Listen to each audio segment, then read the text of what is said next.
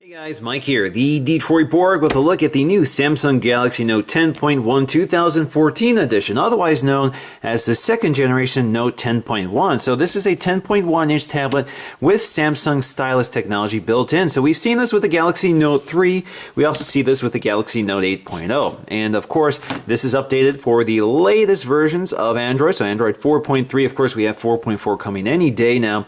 This also has the latest version of TouchWiz, and in many ways it's just a blown up version of the Note 3. Includes the same specs as well, including a Exynos processor or a Snapdragon 800 processor. Now the version I have here is Wi-Fi only, so this is a 32 gig version. You can get this in 16 or 32 gig in Wi-Fi configurations. You can get a 64 gig version if you want LTE. Now there are three versions just like the Note 3. So there's an SMP 600, which is the Wi-Fi only version. There's also a 601 for 3G and a 605 for LTE. Now the 605 has a different processor. It has the Snapdragon 800 processor, which is the same 2.3 gigahertz processor in the LTE version of the Note 3. Now since this is the Wi-Fi version, both the Wi-Fi and 3G only version get the 8-core or octa-core, sometimes called the octa-core. It's actually two quad-core processors, a 1.9 gigahertz processor and a 1.3 gigahertz processor. So this is a Cortex A15, this is a Cortex A9. Basically, the lower power processor kind of picks up the lower power processes to conserve battery life, while the A15 kicks in when you need more demanding performance. Now, just like the Note 3, we get 3 gigs of RAM. We do have an 8 megapixel instead of 13 megapixel sensor. This is still an improvement over the 5 megapixel sensor from the last generation Note 10.1. This does not do 4K video in any configuration, but if you get the LTE version with the Snapdragon 800 processor, you can get 1080p video at 60 frames per second. This one records at 30 frames per second. Now, both cameras here, 8 megapixel and 2 megapixel front-facing camera, record at 1080p at 30 frames per second, so still an improvement here. And of course you do get an LED flash, and we do have GPS built in, so no matter what, whether you get the Wi-Fi or LTE version, you do have a GPS antenna in here. You also have an IR blaster for controlling your home theater equipment. This has become standard pretty much on all Samsung devices this year. Now, just like before, this is available in white or black and is very similar to the design of the Note 3, which is a departure for Samsung. So instead of having that glossy back panel like we had before, instead we have this faux stitching on the back with this leather grain texture. So in many ways, I think black may suit this design better, because black, I think, flatters this sort of faux leather finish a little bit better than the white plastic. So let's go ahead and crack this open. Now the packaging is pretty familiar, so we have that wood grain finish printed with soy ink, so it's more environmentally friendly, so not a lot different here. Let's go ahead and crack the seal and take a look. Pop this out, flip it over. I'm just going to pull this out. Alright, so let's just lift the tab to free our tablet. So we're going to set this aside and take a very close look at that in just a minute while we take a look at the contents. So inside we have our literature packet. So we have owning a Galaxy has its rewards. So we have some perks if we go to the website. Galaxy Note 10.1 Quick Start Guide, again printed in that soy ink with that recyclable paper. We have our Galaxy Note 10.1, looks like use the following steps to check for new and exciting software enhancements. We have the Galaxy Note Accessory Guide, so you can buy covers, book covers, screen protectors, and another S Pen, I guess if you lose yours. And we also have the Health and Safety Warranty Guide in multiple languages. Now inside we'll find our micro USB charging cable, so unfortunately no USB 3.0 with this device like you get with the Note 3. And you have your stylus tip removal kits, so you have some replacement tips as well as the tool for removing the tip from the stylus. And we have our USB charging adapter. So we have one USB port, looks just like the one for the Note 3. Alright, so let's go ahead and get to our tablet first by peeling up the plastic on the front. And let's go to the back to peel off the plastic along the back. On the back you can see the plastic wrapping indicates some of the features here, and you can peel this off. We also have a little protector here on the camera. Now along the edges we'll find more plastic strips protecting the edge, so let's go ahead and peel all of those off. Alright, so with the plastic off, we can take a close look at the design, and the first thing that jumps out to me is that it really resembles the Tab 3. It's not quite as rounded as the Tab 3. The Tab 3 kind of has more rounded edges, but they've redesigned it so that the bezel in landscape orientation is smaller. So this makes the tablet a little more comfortable to handle, especially because we have this widescreen aspect ratio. Now something like the iPad has a wider portrait mode and a narrower landscape mode. So you can see it's more of a 4:3 screen. This is more of a 16:9 or 16:10 screen. So it's a wider screen, makes it a little more strange to handle in portrait orientation. So this redesign of the bezel makes it a little more comfortable, a little more normal to use. We also have our off-screen buttons now. So we have a physical home button, our off-screen Android buttons. These used to be on-screen on the previous edition of the Note. Now they've also removed the front-firing speakers and positioned them toward the left-hand and right-hand side. So they kind of broadcast toward the side. Now this is using Dolby signal processing for improved audio performance. Now, if you look at the top, you'll see our 2 megapixel front-firing camera, again, capable of recording video at 1080p at 30 frames per second, which is an improvement over the 1.9, which could only do 720p from last year. We also have our ambient light sensor, and we have our Samsung branding. Now, the cellular version of this, the LTE and 3G version, do have GSM voice, which allows you to use this as a phone. Now, that doesn't mean you get an earpiece here by any means. It just means that you could use this as a phone using the built-in speakers and the built-in microphones, or you can use a headset. Now, along the back, you'll see we have this faux leather finish with that stitching along the side. Again, very much like the Note 3. So this is a new design trend with Samsung. On the back, you also see our 8 megapixel autofocusing camera capable of recording video at 1080p at 30 frames per second. If you have the LTE version with a Snapdragon 800 processor, you could get 60 frames per second. So there is no 4K video with this camera. Again, the Note 3 has that capability, but it also has a different sensor. It has a 13 megapixel camera. We have an LED flash as well. We have our stylus built in as well. You can see back here, not as integrated as it used to be, kind of sticks out a little bit more. It's not as flush as the old design. So if you pull that out, there is your Samsung stylus, and you can see it's the same design as the as the Note 3. It's a different design than the previous generation. It's got a button here that's now positioned a little higher than before. And you can see it also can be installed in either direction, so you don't have to line it up exactly to get it right. Now, if you look at the top of that pen, you can see it's got that same ribbed pattern as the side of the device. So if you look at the side along the edge, again, just like the Note 3, you get that sort of pages of a book look, so it kind of goes with that Note theme. You have your micro SD card slot, which can accept 64 gig cards, so you can expand storage that way as well. Along the bottom, you'll see your micro USB charging port, so unfortunately, no USB 3.0 here, which is useful for data speeds and charging capacity. So this would have been nice on the Tab or on the Note 10.1 because of the large battery. The micro USB tends not to be a fast charge. We also have our microphone down here. Along the side, you'll see your speaker grill along with your headphone jack along the left side. You'll have your sleep wake button, power on button, as well as your volume rocker up here. You have your IR blaster. You can see the bump for the camera here. Now, if you look at the camera module, just a small detail here, you see it has a little chrome ring around it, which I think is kind of nice. You can see the same thing with the Note 3. Along the right-hand side, again, you have your stylus as well as the right-hand speaker. Now, if you look along the back, you'll see your capacity indicator, which gives me an opportunity to show off the leather grain along the back, which does feel much nicer to handle than the slippery plastic.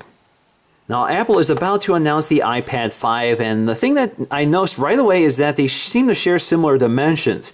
So the iPad 5 has shrunken down the bezels on the left-hand and right-hand side in portrait orientation, while Samsung has done that in the landscape orientation. So the overall effect is a very similar footprint, although a very different screen aspect ratio. So if you look at it side by side, it's almost similar in the width of the device, and the height of the device is also very similar. So you look at them side by side, again, very similar.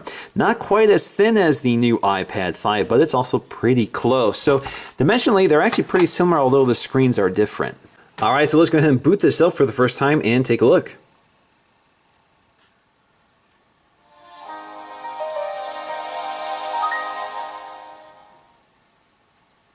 All right, so let's go ahead and take a look at our user interface, starting with the lock screen. Now, there is some lag I've noticed with unlocking this device. So let's go ahead and lock this. Press the home button again.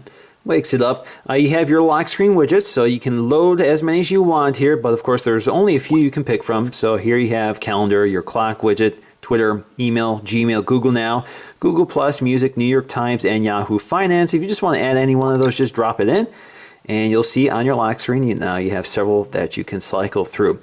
And you see these little indicators down here telling you where you are in that carousel and what position you are. And if you want to get to the home, Takes you all the way to home, which is the clock widget.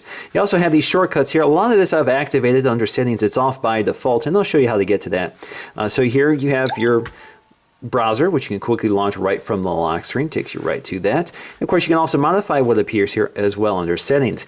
Now, the home screens are pretty basic. You just have 3 of them here, and you can quickly cycle between them just by using that slider gesture, or you can tap on each one of them. In the lower right corner, you have your app drawer. So those are your apps which you can drag and drop to your home screen, and you have your widgets as well, and you can cycle between them. You can use that little slider here. You can also pinch out to see all of them and scroll through them. And of course, you can go back to get back to where you were. Same with the apps. So you can see there's only 1 page of apps right now. These are the ones that come with the device. None of them I've added myself. They've also organized some of them into folders. So we have Galaxy Plus, which are third-party apps which Samsung is partnered with, including Dropbox, Evernote, Flipboard, and Sketchbook for Galaxy. We also have Google, so all of our Google apps are in that folder. And we have Samsung, so all of these are Samsung apps, most of which I've demonstrated. Now, a new one I haven't seen before is Video Editor, so it's an enhanced video editor for putting together some of your videos, some of the content you create here.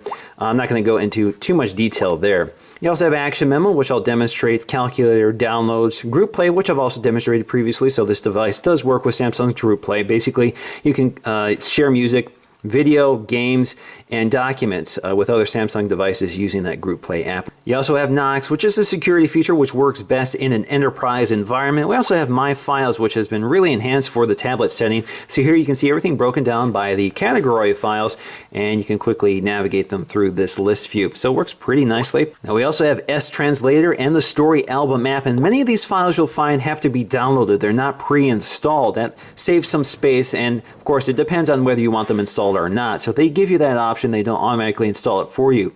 Now we can add apps to the home screen just by dragging and dropping them, and as you can see, when I drag and drop them, it gives me this little viewer down here to select which home screen I want to drop it in or add a new home screen. So for example, if I want to drop it right here, there you go. You can also create a folder just by tapping and holding it, taking it up to create a folder. You can name it, so I'm just going to do test, and I can drag other items to it, such as my calendar here.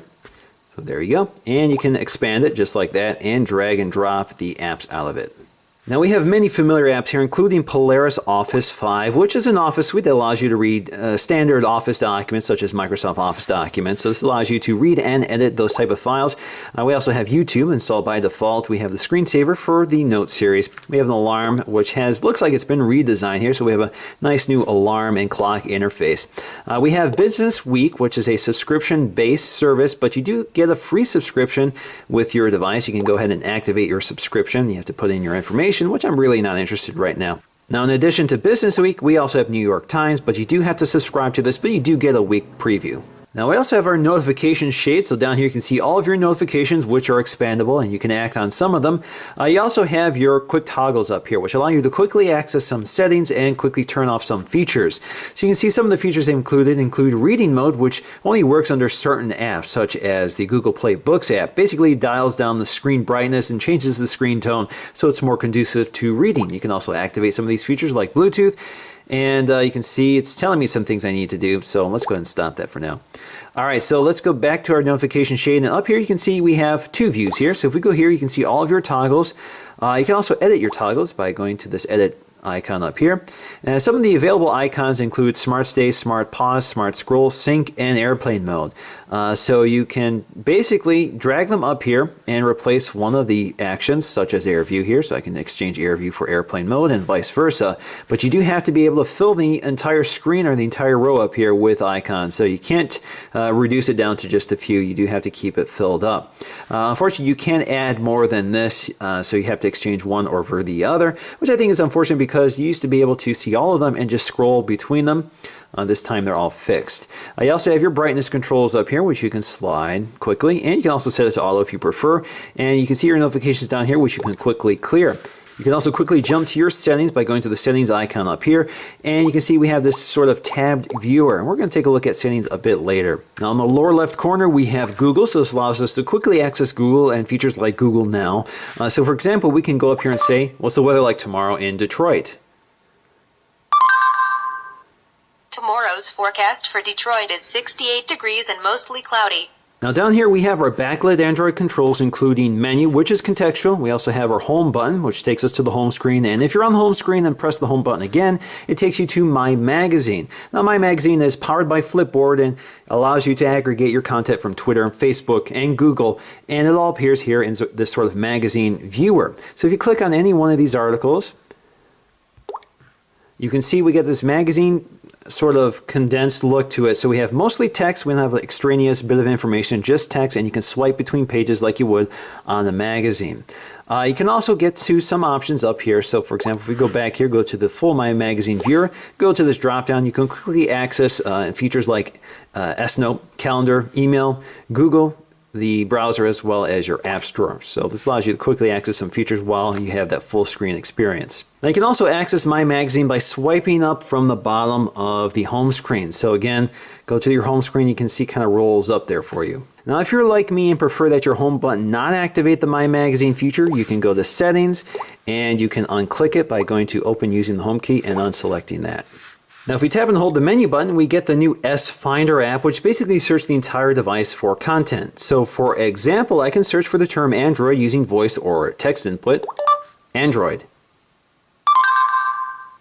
So it brings up my keyboard, and if I want to sort of get away from the keyboard, I can see all my content here. So I can will it between past 30 days, past 7 days, yesterday, today, next 7 days. I can also select the content type, so whether it's a handwritten document, notes, communication such as text messages or emails, help, images, music, videos, and personal information. So here you can see I have basically everything selected. So I can see my calendar events, Chrome bookmarks, my files because I have an Android file name, settings, so I can see Android version under settings, and search the web, so I can go right to Google to search for that term. So it's kind of a nice app. Of course, this does replace Google now, which used to be sort of integrated into that search feature. Now if you tap and hold your home button, you do get to your recent apps. So you can see I have lots of recent apps open, so I can quickly access them just by jumping right to them, or I can swipe them out of the way to close them. I can also use this close all feature to get them all closed. You can also go to Task Manager to see what's going on in the background, so I can see my active applications and I can end them to close them. Download, I can see what I've downloaded. So I can see I have one I've downloaded. I can see my RAM manager, so I'm using quite a bit of RAM right now out of my 3 gigs available. And you can see how much storage I have left. So this is pretty much what you get. This is how much storage or how much the Samsung software is taking up right now before you install your own apps and take your own photos. Now we can also tap on Google to get to Google Now. What's the weather like tomorrow in Rochester? Tomorrow's forecast for Rochester is 70 degrees and mostly cloudy. Now we can also get to S Voice by double tapping the home button. What's the weather like in Chicago? Here is the weather for Chicago, Illinois. It's 59 degrees with intermittent sunshine today. Now you can also interact with this by saying, "Hi Galaxy, how tall is the Empire State Building?"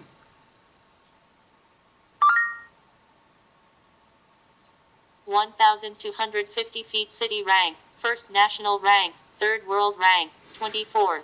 Well, if you want more information, you can click more. It takes you to the full Wolfram Alpha clip it here. Now we still have multi-window mode, which you can activate by tapping and holding the back button. So you have this little tray here which hides itself when it's not in use. So you can see you get a little tab here which is always omnipresent. If you want to get rid of multi-window mode, you can just tap and hold the back button to get rid of it. That closes the feature out entirely. You can also reposition this from left hand to right hand side. Of course, this works in landscape or portrait orientation. But multi-window mode, if you're not familiar with it, basically allows you to run 2 apps side by side, and they've made some enhancements here that make this even more powerful this time.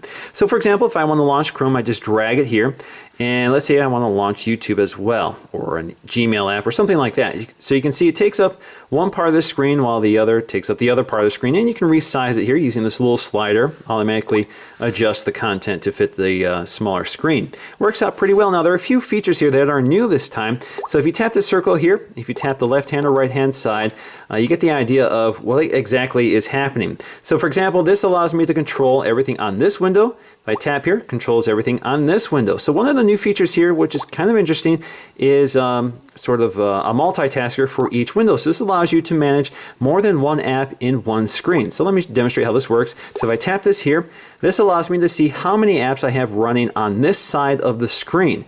Now right now I only have one, so let's go ahead and add some. So I'm going to bring up my multitasker, and I'm going to drop in, let's say, the Gmail app, drop it into this window so it replaces it. Let's do one more. Let's do the video app. All right, so now if I go to that multitasker, there you go. So you can see I have several apps running at the same time. So I can, in theory, jump between different apps while working on this side of the screen. And I can also do the same on this side of the screen. So for example, I see I only have a few here. I've already loaded some previously. So you get the idea here. So what appears here is different than what appears on this side. So it's kind of a nice way of multitasking on this tablet. Of course, you do have to realize it's here to begin with. Now you still have familiar controls such as swapping between the left hand and right hand side. You also have the ability to close one of the apps, and you can use this feature to grab text or images from one window to drop it into another. This works particularly well with S Note. Now if you routinely like to have certain apps open side by side, you could set a recipe. So for example, I have YouTube and the Chrome browser. If I go to this options icon down here, I can go and create a new recipe.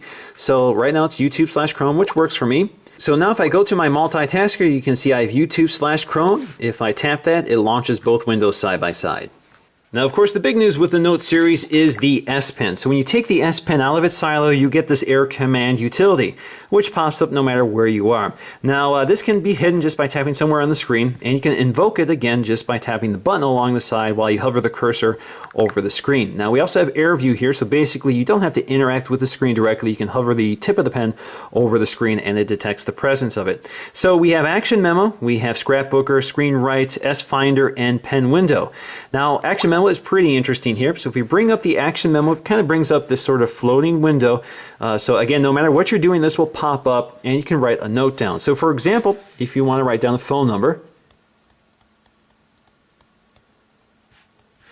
All right, so let's say we want to add this phone number to our address book. We hit this action icon up here. This gives us a few options here. So we can add it to our contacts, add it to email. We can search in our browser, we can look it up on a map, or we can add it to our task list. Now, obviously, this is a phone number, so the best course of action is to take it to our address book. So here we are in our address book, and you can see it's transcribed our number here, and you can see that that little window here has minimized, and we can move it out of the way, and we can jump back to it when we're ready. So we can add our information and that sort of thing. So it actually works very well. I actually really like this feature on the Note 3. So if you want to reactivate that window, there you go. And you can also close it out of the way to get rid of it. Now another neat feature here is Scrapbooker. So it's kind of like an Evernote feature. In fact, it actually integrates with Evernote. So if we click the Scrapbook feature, this allows us to grab articles or videos or pictures or text, that sort of thing, from anywhere we are on the screen. So it can either be a photo from our photo gallery, a video from our video gallery, a YouTube video, or for example, this photo on this article. So all I have to do is circle it, and it will add it to my scrapbook. Now that means I can continue browsing. If I find another article I want to add to my scrapbook, again, I bring up Scrapbooker. I don't want to see that every time, and circle it, and it will take me back to my scrapbook, and there we go. Now if I go to the Scrapbook app, you'll see everything I've added to my scrapbook previously, including the two I just highlighted and two I've done previously. So thanks to my Samsung account or my Evernote account, everything is synced up. So no matter what device I'm using Scrapbooker on, all of that will appear. So that works pretty nicely. Now we also have something called Screen Write, which will take a screen grab of what we were just looking at, and this allows us to take notes on it. So for example, I can say, review this. And I probably need to change the color of my text here, so I can go up here to change that. So for example, if I want white, if I want to change the tip of my pen or my marker, I can change the width of it, that sort of thing. So there you go. Now we can also bring up S Finder, and we're familiar with this. I've demonstrated that previously. Basically, you can do your search to search the entire device for your calendar events, your videos, music, emails, that sort of thing. Now lastly, we have Pen Window, and Pen Window basically allows you to open up windowed apps. So you just draw a box anywhere on the screen, and for example, if you want to bring up the calculator, kind of brings up the calculator in the rough location of where you drew that, and you can move it around as well. You can also resize it here. You get a little arrow here to resize it. You can also maximize it or minimize it. So if you go to minimize it, kind of turns into this little circle here and stays out of the way. You can tap on it again to bring it up, and you can also maximize it entirely. Now this is actually pretty nice for YouTube, so if you want to play a YouTube app anywhere on the screen, let's go to YouTube, and let's play the latest TLD video. So you can move this around, you can open up a web browser, and it'll stay on top, or you can minimize it like that, and it will pause your video and move it out of the way. Now if you hover the tip of your pen over a text input box like a URL bar, you can see you get this little indicator here which allows you to use handwriting recognition to input text. So for example, if I want to go to The Verge, all I have to do is write it in. It recognizes it, I can go to Go, and it will launch The Verge in my browser. Now the S-Note app has also been enhanced, and this time it's now partnering with Evernote. So we can go to Start here to select a template. So we're just going to select our subject here. We're going to go to our note. And you can see that we have several accounts which we can sync to. So we can sync to either our Samsung account, we can sync to our Evernote account, or set that up later. So if you have an Evernote account, you can now stay synced across your devices. Now with the S-Note app, you can select your pen tip type. So there we go. You can see what you can select here. You can also select the opacity. You can also select the color as well. You can also select, whether you want to input via a keyboard as opposed to your pen. You have your eraser, you have your lasso here, your back and undo button, that sort of thing. You can also input some other items such as voice memo, images, video, charts, illustrations, things from your clipboard, things from your scrapbook, maps, and idea sketch. So there's a lot of things you can do with the new S-Note. So for example, if I want to add text here, there you go. You can also see it's pressure sensitive, so the harder I push, the thinner or thicker the line. Now if you look at the drop-down shade, we can see some of the quick setting toggles which reveal some of the features available on this tablet, many of which resemble the Note 3 and the GS4. So for example, we have our reading mode, blocking mode, which allows us to block notifications or control notifications. And if you want to access any of these features, just tap and hold on them. It takes you right to that settings control panel. You also have power saving mode. Power saving mode, if you toggle that or press and hold that, takes you to your power savings control. You have granular control over how you want this to behave, whether you want your CPU dialed back, your screen dialed back, turn off haptic feedback, that sort of thing. And you can toggle that on and off up here as well. You also have multi-window mode, which you can toggle on and off. So if you don't want that to accidentally turn on, you can basically turn that off. So if you tap and hold the back button, it no longer turns on. We also have screen mirroring mode, which basically allows you to mirror the screen directly onto your Samsung Smart TV or one of the accessories Samsung offers for you to enable that feature on your other TV. We also have AirView. So AirView, again, works with that S Pen, for example, or your finger. Basically, you can hover the tip of your finger or the tip of your pen over anything on your screen that has the AirView feature enabled. So for example, if you're in your photo gallery, you just hover the S Pen over your photo gallery and it expands it for you so you can see all the available photos in there. You can also, for example, see previews of your calendar events without actually opening up the calendar event to see it. We also have Smart Stay technology, so this does have that camera looking at you all the time, looks for your presence of your eyes and prevents the screen from going to sleep if it sees the presence of your eyes. Now we also have Smart Pause. Smart Pause works with video playback. So if you're watching a video like a YouTube video, it will pause the video playback if you're not looking at it. A lot of people do not like this because, of course, it doesn't work reliably, and a lot of times it pauses the video when you don't want it to be paused, so you can quickly toggle that on and off. We also have Smart Scroll, which allows you to navigate through a web page, for example, to continue reading text. So you basically tilt down your eyes and it will scroll up and down for you. Now, as always, a lot can be revealed just by going to settings. So under settings, we have Wi-Fi, Bluetooth, airplane mode, data usage, location services, and more networks, so we can set up our VPNs. We have nearby devices for DLNA equipment, so if you go to that, you can see all of your available options. And we have screen mirroring, so we can mirror the screen of this device to equipment that can use it. We have our device control, so we have sound here, and this is where probably a lot of people want to jump right to the settings, because in order to turn off some of those annoying sounds, this is how you do it. So for example, that blooping touch sound that you keep getting for everything you interact with, you can toggle that on and off right here. You also have that screen lock sound you can turn off, haptic feedback, as well as key tap sounds. All of that can be controlled here. You also have audio output.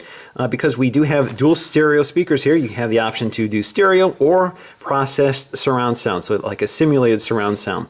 We also have our display settings, so we have lots of options here, including timeout, screen mode, reading mode. You can toggle that on and off. Daydream mode, which is a sort of active screensaver that appears when you're charging the device. Show battery percentage, which is turned off by default. You also have your touch key light duration, so that's when these light up. So you have 1.5 seconds before they dim off, but of course you can also change that here. Multi-window mode, you can toggle on and off. You also have your lock screen controls here. So there are a lot of options that are off by default that I actually find useful. So for example, shortcuts.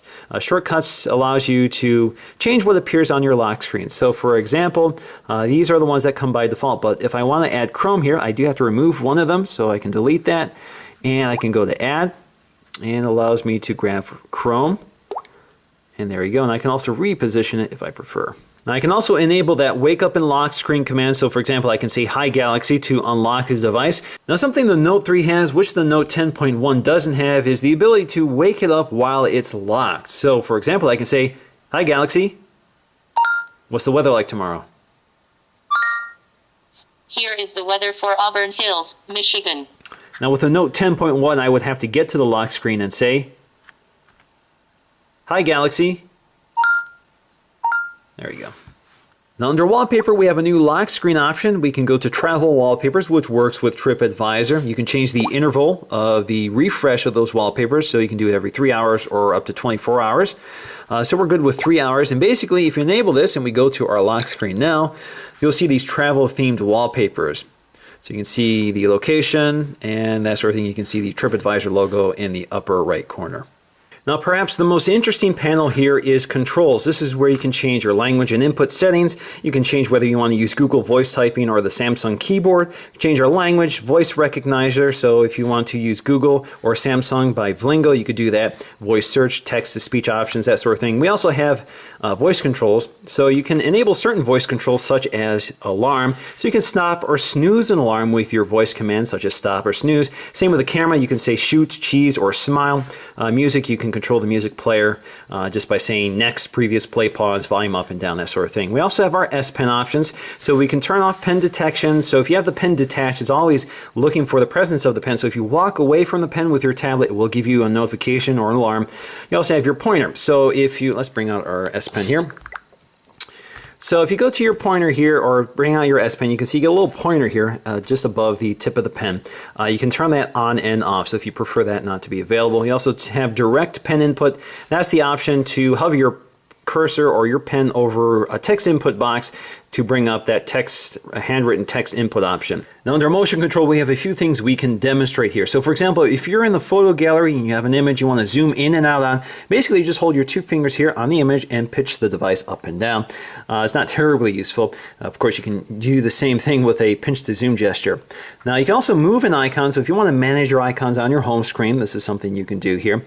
Basically, if you grab your icon, hold me, and you can pitch left and right to change the position or which home screen you're on. So in fact, let's go to the home screen and demonstrate that.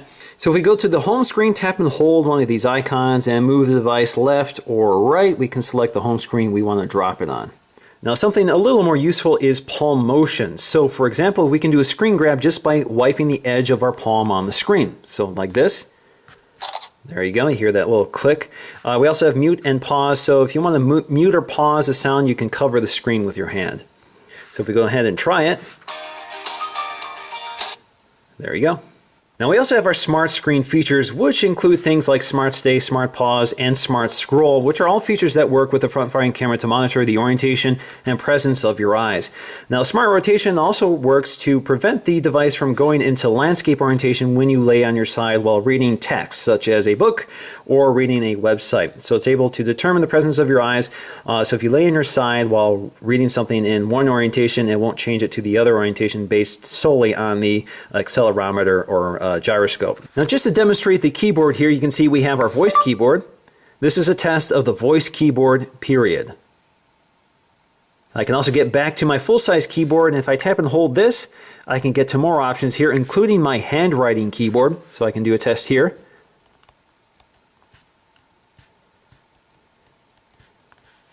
So it works pretty well, including punctuation and everything like that. You can see we have a revised interface for this entire system. Now in addition to the stylus, I could also use my finger as the input option. Now we also have our settings here, so this takes us to our input settings options, and we have predictive text, auto replacement, auto capitalization, auto spacing, auto punctuate. We have swift key flow, which allows you to type a word by swiping between letters. That is on by default. So for example, let's get back to our keyboard here. Let's bring it up. So for example, we can do hello, and it predicts it automatically. This is a test. Now we also have several keyboard options here. So we have our full QWERTY keyboard, which fills up the screen, whether you're in portrait or landscape orientation. We also have our floating keyboard, which we can move around depending on what we prefer. Now we also have our split keyboard here, which I find particularly useful on a tablet. So if you want to use the tablet in landscape orientation, this is really the only way to interact with the keyboard with your thumbs. Otherwise, it's a little too far to type across the full-size keyboard. You can also move it around up and down depending on what you prefer. Now the camera app is really full-featured, again resembling the Note 3 with a few features that are missing, but most of them are here. So for example, we can take a photo by tap to focus, take the photo, we can record video, we can take a photo while recording video, we can pause it, resume recording, and stop it. We also have our filters up here. So if we bring up our filters, you have lots of filters to pick from if you prefer. And we also have these modes. So there are lots of modes. We have auto mode, beauty face with a description of exactly what each mode does. Now we also have dual shot mode. Now dual shot mode records both cameras at the same time. We're familiar with this from the GS4 and the Note 3. So you get a little postage stamp or postage size version of you, and you can scale it up and down to certain size, and you can change the border around here, so you can do the oval blur or instant pick. Now what you're not seeing here, what you get with the Note 3 is that glue effect.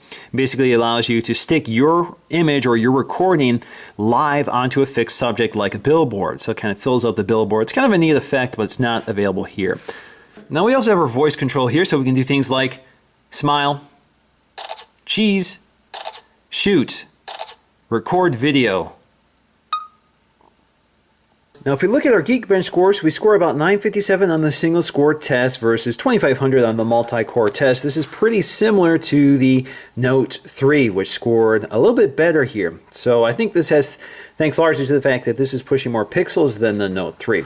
Now this is much better than something like the iPad 4, which is about to be obsolete. So this is 778 versus 1418. So a big jump there in terms of processing performance. Now this is also a big jump from the score from the Nexus 10. So you can see here, especially on the multi-core test, 1126 versus 2500. So it definitely gains there. Now in terms of overall performance, I think the high resolution display definitely hampers its overall smoothness. Now compared to the Note 3, which has similar specs, this definitely isn't as quick. Now the best way to point this out is when you rotate this from landscape to portrait mode. So for example, if we're going to portrait mode here, it takes quite a bit of time to re-render. So you can see this on the website. You can also see this on the home screen. So let's go ahead and do this here. Now overall you can see that there isn't quite the smoothness in terms of those animations and transitions as you see with the Note 3. So there's definitely some performance issues with the Note 10.1 for 2014, and I think it has a lot to do with the high resolution display, which looks beautiful, but it's definitely pushing more pixels than something like the Note 3. Now for me, my favorite feature of the Note 10.1 is this sharp high resolution display, a huge improvement over last year. Last year's model only had a resolution of 800 by 1280, good for a pretty measly 149 pixels per inch. Now the Retina iPad has a pixel density of 264, while this has a screen resolution of 2560 by 1600, good for 299 pixels per inch. So that's even better than the Retina iPad, and is pretty much the same panel in the Nexus 10. So it creates a really sharp display, beautiful colors, nice contrast, even backlighting. Samsung has done a very nice job here. Now because we have such a high resolution display, text looks really sharp on this display even when zoomed all the way out. So I have the full The Verge website here, and you can see text is crisp. So this makes it an excellent e-reader. So for people who want an e-reader with sharp displays, this is definitely one of them to look at. Now the audio is a big story here because we have these stereo speakers on either side of the device, and they're sort of positioned up here so you don't accidentally block them. Definitely one of the better sounding tablets you can get right now, and even though they're no longer front firing, they still sound excellent. I really have no complaints here.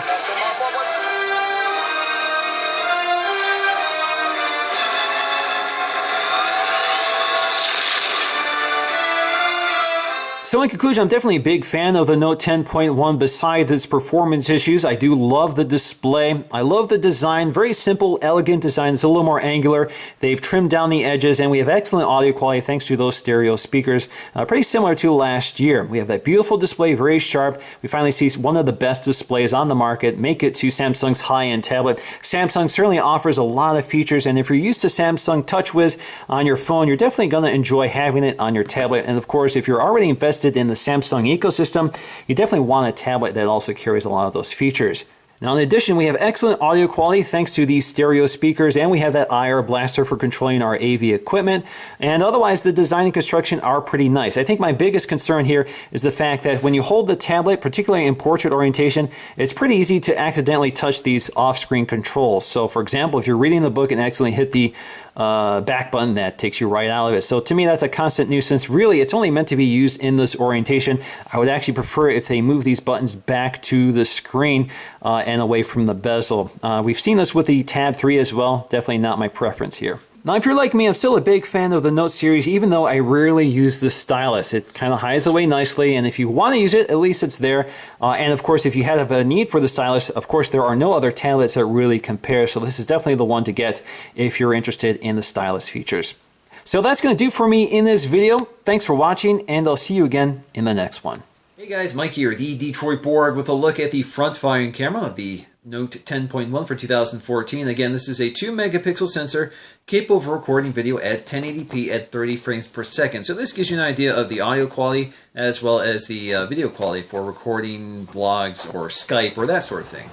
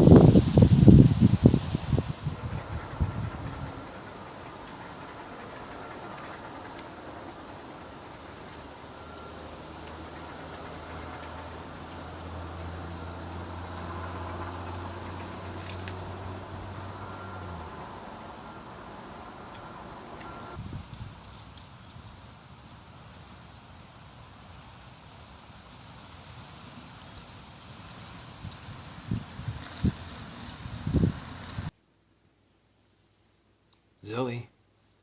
Hey, Zoe. Chloe. Hey, Zoe. Zoe, look at me. Zoe, you gonna look at me? There's the Zoe face. Hey. Hey, Chloe. I always have your attention, don't I? Yes, I do.